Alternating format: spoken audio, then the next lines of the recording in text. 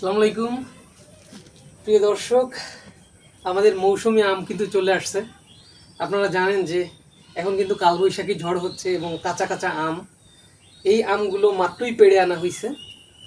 সারা বছরের আম মূলত এগুলো এগুলো দিয়ে আচার বানাবে আম্মু, তারপরে রান্নায় দিবে।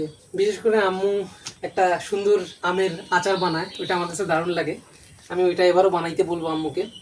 এবার আমের ফলন একটু কম হয়েছে গতবারের তুলনায়, কিন্তু এটাও কম না।